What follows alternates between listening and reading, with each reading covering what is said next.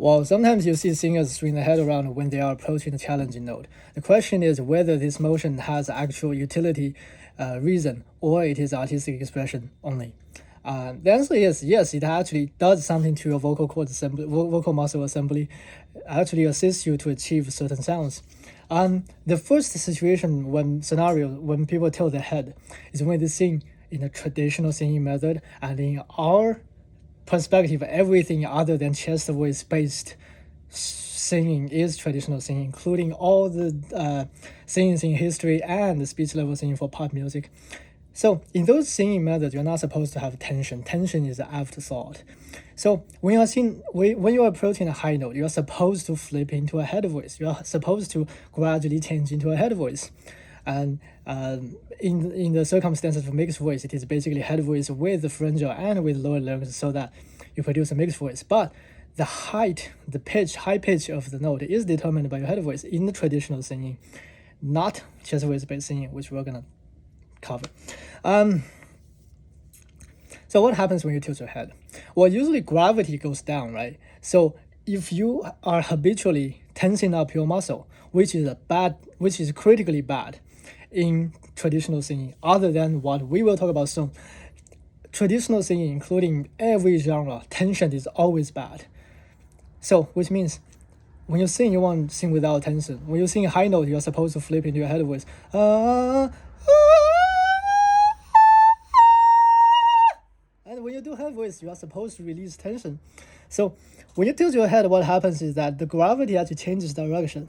So your vocal muscles, the muscle memory of tensing up forgets how to tense up. Then you relax. So that's why you release tension. There are other methods of releasing tension as well. For instance, one of them, well, other than we do lip roll and tongue roll, right? Such as when we practice and warm up, head voice and mixed voice.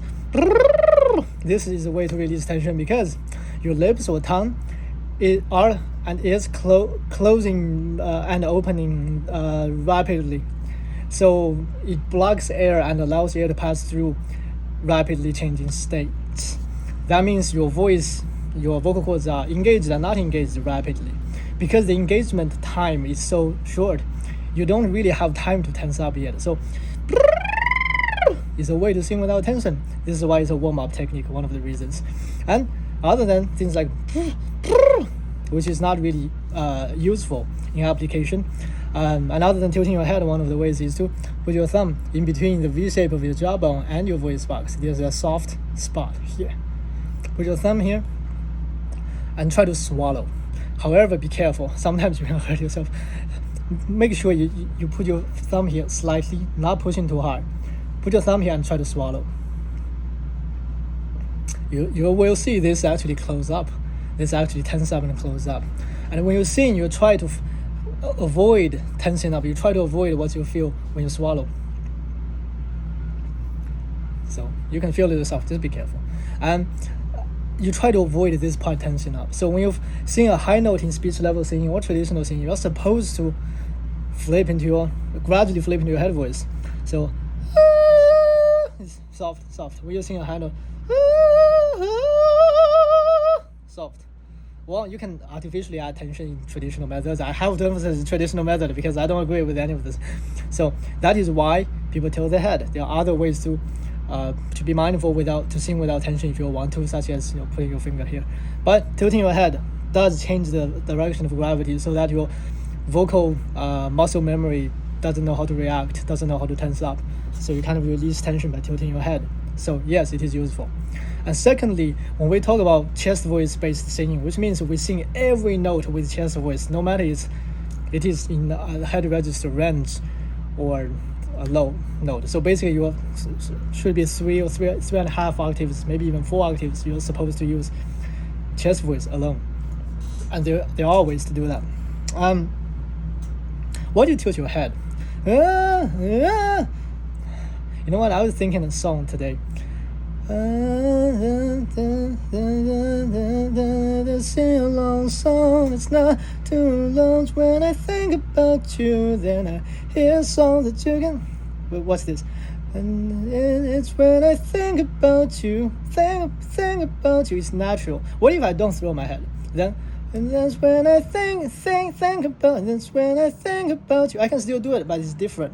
If I don't throw my head, it's when I think about you. I have to reduce my airflow to maintain the continuity. I can't do it's a sing-along song. It's not too long. It's when I think about you. Then you kind of interrupt the flow of the melody. So if you want to maintain the flow of melody, which means you maintain the same amount of tension and you maintain the same amount of zipping, because that note is too short. It is higher than the rest, but it's too short. So you can't really change your zipping position. You wouldn't have enough time. Neither would you have time to stretch. It's a sing-along song. It's not too long. When I think about you. Yes, you can, I guess. It's a sing-along song. It's not too long. When I think about you. Did you see that delay? Then, that's when you stretch. However, well, you don't have to stretch. So usually when you want to maintain the flow, you change one of the three variables. You don't change the zipping position. You don't change your tension of stretch. Instead, you change your airflow. And when I think about you, then immediately goes high, because less airflow, which means thinner pieces of muscle engaged in vibration, which resulted in a thinner string vibrating, so higher pitch. However, reducing of airflow kind of released a little bit of tension, but sometimes you want tension, right? The sing-along song is not without tension. When I think about you, it's kind of soft, right? What if I want to have a more impact, a more blunt force? Oh, it's a sing-along song. It's not too long. When I think about you, why do I throw my head? Because it's faster.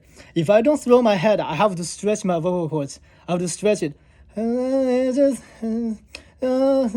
a sing-along song. It's not too long. When I think about you, then it takes time. When you throw your head like that, what happens? This piece of muscle that is supposed to stretch, I think called cryothyroid muscle. Your cryothyroid muscle is supposed to stretch. When you throw your head, your neck motion, your head motion helps you with stretching. Instead of engaging this cryothyroid muscle to stretch, you engage the rest of your neck muscle to stretch. If you see some of the great singers using chest voice to sing high notes, when they sing a high note, always tilt the head sideways, throw the head sideways. Always throw the head sideways. This is not the same rationale behind traditional singing, which you throw your head to release tension. In this way, you do need tension. You throw your head to add more tension, but not just with this piece of muscle or this muscle group, but use the rest of your neck muscle to help you to stretch your vocal cords. Again, I'm gonna do one with this throw motion and then compare at the end of the video. It's a sing-along song. It's not too long. When I think about you, then I hear songs. Did you hear that? It's actually very clear. It's very swift. There's a stretching motion, but it's not. Then it's think about you. So there's a snappiness in there. It sounds just better. Without this throwing motion, I have two choices. Really, because that note is too short. If the note is longer, I can change the zipping, but I really don't have time to change my zipping. So my zipping is the same position. I can stretch it, or I can reduce air. If I reduce air, it's going to be less snappy. Less snappy. So, it's a sing-along song. It's not too long. When I think about you, then it's softer instead of think about you. And if I want to also make it more blunt and probably more force to it, without throwing my head, I have to rely on my cryothyroid muscle. Oh, it's a sing-along song. It's not too long. When I think about you. Takes more time. There's a little bit gap of a delay. So if you don't want it, if you want to maintain the flow, then throw your head. And in conclusion, we talk about two different rationale behind throwing your head. One is to tilt it so that you release tension, because then your vocal muscle, basically cryothyroid muscle, wouldn't know where to stretch. When you throw your head sideways, you really can't stretch. This position is very hard to stretch. That is why traditional singing, you do actually tilt your head sometimes. But in the chest voice-based singing, which is just more pleasant, more fun, more expressive, and more dynamic. You throw your head in order to use the rest of muscles, non-vocal muscles, such as your head muscle, your neck muscle, to help with the cryothyroid muscle stretching so that it's faster, snappier, and also maintain the flow in quick maneuvers of note change. And that is why you throw the head. Yay!